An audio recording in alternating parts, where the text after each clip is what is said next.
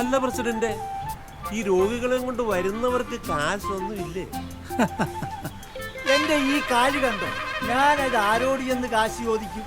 കടിക്കാൻ വരുന്ന പട്ടിക്ക് മുന്നിൽ ഞാൻ പ്രസിഡന്റാന്ന് പറഞ്ഞിട്ട് വല്ല കാര്യമുണ്ടോ? മാത്രമല്ല, ഞാൻ ഈ കാശ് കൊടുക്കുന്ന പരിപാടി അങ്ങ് നിർത്താൻ പോവുക. പഞ്ചായത്തിൽ കാശില്ല.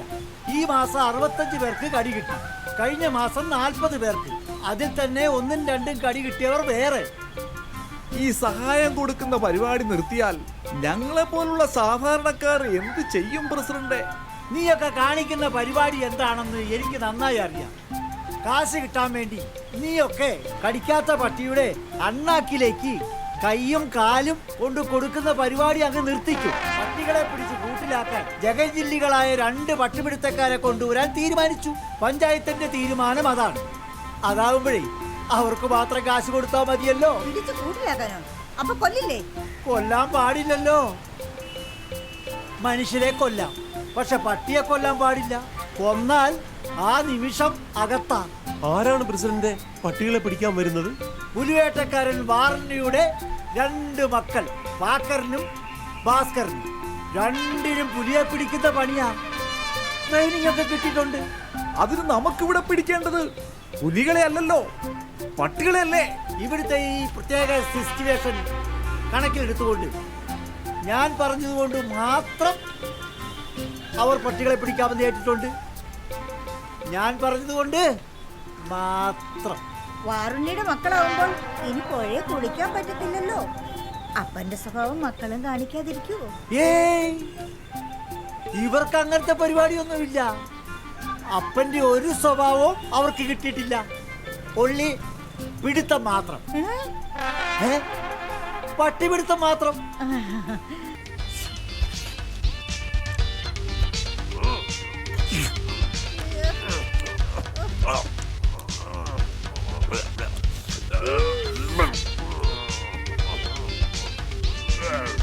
തീറ്റ കണ്ടിട്ട് ഏതോ പട്ടിണി രാജ്യത്തൊന്നും വന്നതാന്ന് തോന്നുന്നു.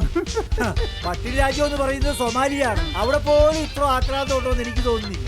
ഇവർക്ക് ഭക്ഷണത്തോടെ എന്തോ വൈരാഗ്യം ഉണ്ടെന്ന് എനിക്ക് അതെ അതെ, മുജന്മ വൈരാഗ്യം എന്നൊക്കെ നമ്മൾ കേട്ടിട്ടില്ലേ?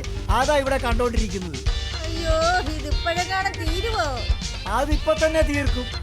അതല്ല, ഈ പേപ്പട്ടി ഇപ്പോഴെങ്ങാനും അവര് പിടിക്കുവോന്ന്. എന്തായാലും ഒരു പണി അവർ ചെയ്തോണ്ടിരിക്കല്ലേ, അത് കഴിഞ്ഞിട്ടാവാം അടുത്ത പണി എന്താന്ന് ആലോചിക്കാൻ. കണ്ടിട്ട് ഈ പണി ഉടനെ അങ്ങ് തീരാൻ സാധ്യതയില്ലെന്നാ എനിക്ക് തോന്നുന്നു. നമ്മൾ ഇതുവരെ പേപ്പട്ടിയെ പിടിച്ചില്ല. മാനർച്ചി കിട്ടുവോ? ഇങ്ങനെ പോയാൽ 2 ആളെയും മെന്നർച്ചയാക്കും.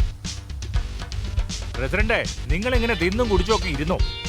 ആ പേപ്പട്ടി ശിവദാസന്റെ മോളെ കടിച്ചിട്ട് നിങ്ങളുടെ മുന്നിൽ കൂടി ഓടിപ്പോയത് നിങ്ങൾ ആരും കണ്ടില്ലെന്നുണ്ടോ?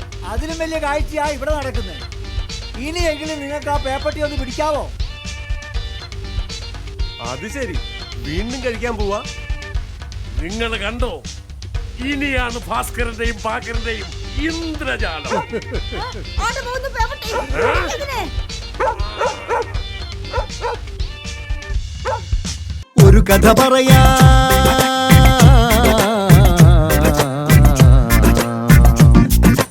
ഒരു കഥ പറയാ.